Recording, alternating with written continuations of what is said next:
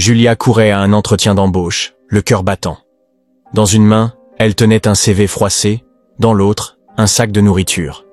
Ses cheveux étaient attachés vite fait, et ses pas rapides montraient à quel point ce jour comptait. Elle prit un raccourci par une ruelle étroite. Le sol était glissant, couvert de papier mouillé. Puis, en un instant, tout bascula. Elle glissa, le sac vola, du riz et du poulet s'éparpillèrent, et elle tomba. « Super !» marmonna Julia, assise là, fixant son repas gâché comme si elle avait perdu plus que de la nourriture. « Tu vas bien ?» demanda une voix inattendue. Derrière des cartons, un homme apparut. Il avait l'air sans abri, cheveux en désordre, barbe mal rasée, vêtements usés. Mais ses yeux avaient quelque chose de spécial, un calme vif qui ne collait pas avec son allure.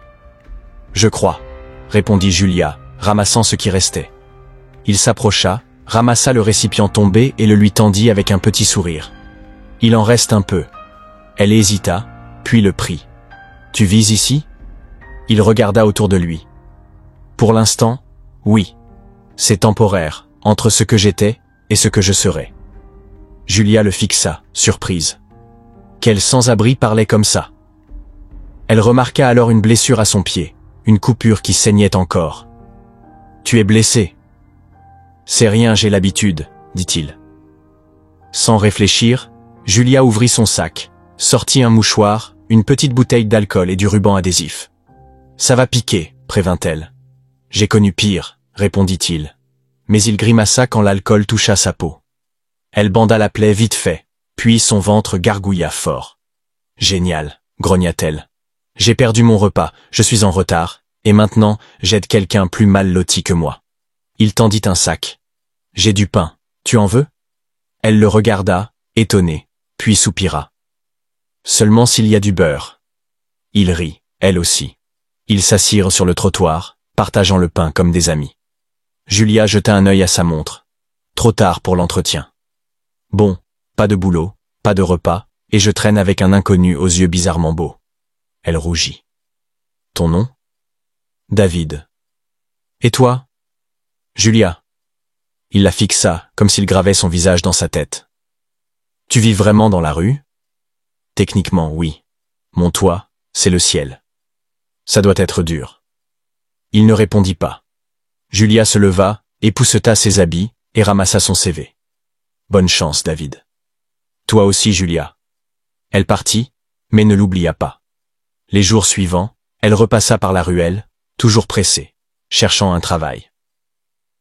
Les entretiens étaient décevants, mais David était là, au même endroit, avec son regard calme. Ils se saluaient, parfois parlaient un peu.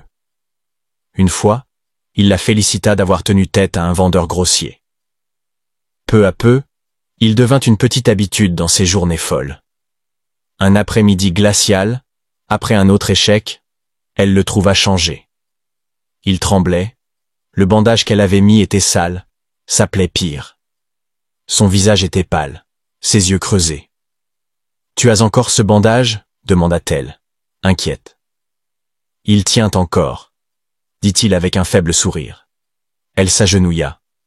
La blessure était infectée. Il frissonnait.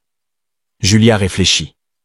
Ce n'était pas prudent, mais elle pensa à sa petite chambre, avec un lit, une couverture et un chauffage. « J'ai un endroit », murmura-t-elle. Il la regarda, surpris. Rien de chic, juste une pièce, mais c'est mieux que le froid. Une nuit, juste ce soir. Il hésita, trop faible pour dire non, et hocha la tête. Elle lui tendit la main, il la prit. En chemin, même en boitant, David marchait droit, comme s'il gardait une fierté invisible. Chez elle, Julia ouvrit la porte. « Bienvenue dans mon palais, ignore le bazar et l'odeur de désinfectant. » David entra doucement, s'arrêta devant une photo encadrée. Une femme âgée souriante avec Julia. « Ta mère ?»« Ma grand-mère.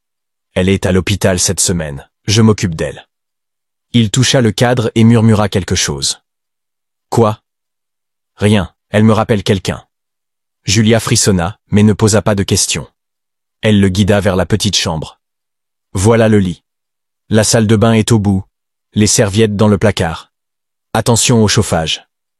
Ne t'installe pas trop, hein? Juste ce soir. » Bien sûr, dit-il, respectueux. Cette nuit-là, aucun ne dormit bien. Lui, loin de son passé. Elle, près de quelque chose qu'elle ne comprenait pas encore. Le lendemain, l'alarme sonna.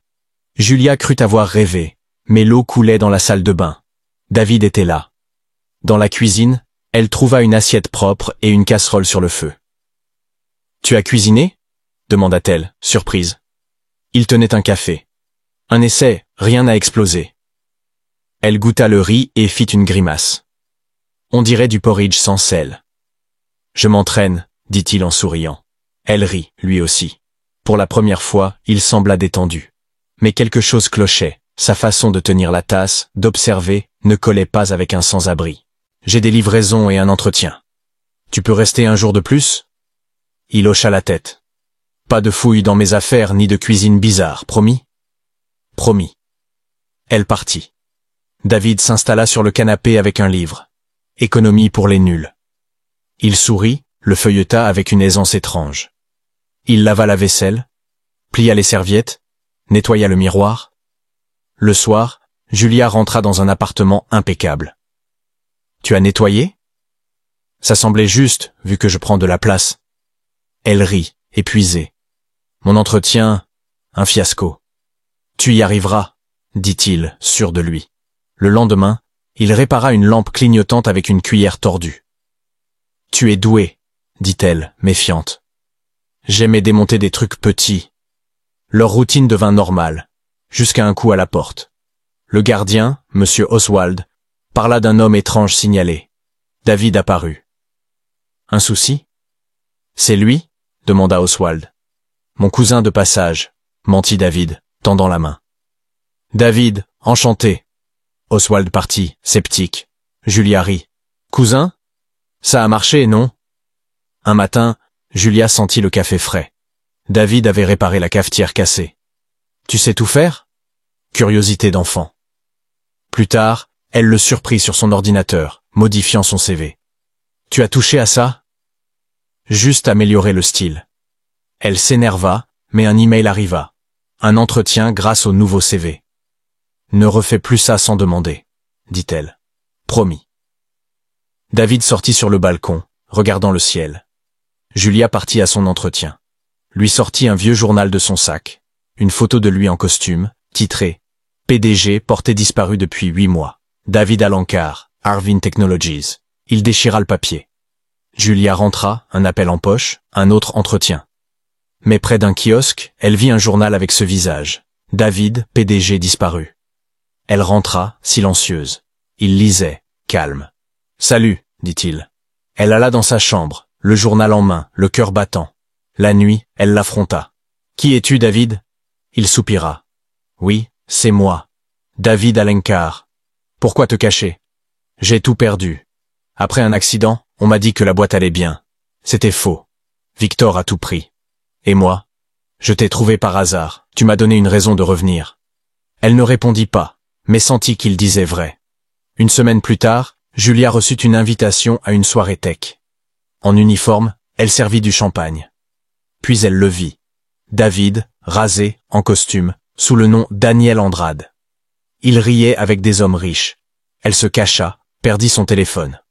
Rentré tard, il dit « Je l'ai trouvé, ton téléphone. » « Tu jouais qui là-bas ?»« Je cherchais des preuves contre Victor. Il vend Arvin à une fausse boîte. » Elle s'énerva. « Tu me mens encore. »« Je veux réparer, dit-il. » Il partit 2 jours. Un colis arriva. Son téléphone, avec des fichiers, Arvin Vérité, et une note. « Je ne reste pas, mais je ne pars pas vraiment. » Didot Julia comprit. Victor détruisait tout. Elle lui écrivit « On doit parler. » Ils se virent. « Seul, tu ne gagneras pas, dit-elle. Solverus m'a pris en informatique. Je peux chercher des preuves. C'est risqué. Je suis déjà dedans. » Julia trouva des enregistrements chez Solverus. Victor utilisait le nom de David. La veille d'une réunion, elle les donna à David. Le jour J, il entra en costume. Elle avec une caméra cachée. Victor annonça un partenariat. David surgit. « Je suis David Alencar, victime de votre fraude. » Les preuves passèrent sur les écrans. Victor fut arrêté. Ce soir-là, David dit « Je veux te retrouver. Pas en PDG, mais en moi. » Elle sourit. commence.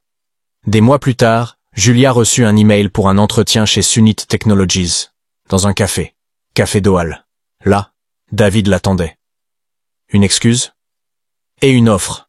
J'ai investi ici, loin du chaos. Reste si tu veux. Et si oui? Un tablier t'attend. Elle rit, prit le tablier. Ils reprirent, égaux. 1 an après, Victor accusa David de fraude. Julia témoigna. Il a sauvé sa vie et sa boîte. David fut blanchi, mais quitta Arvin. Il écrivit. Un café m'attend, avec une chaise vide.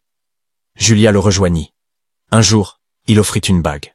Pas tout de suite, mais un jour. Oui, dit-elle. Ils marièrent dans leur café, renommé Café et Cœur. Un nouveau départ simple et vrai.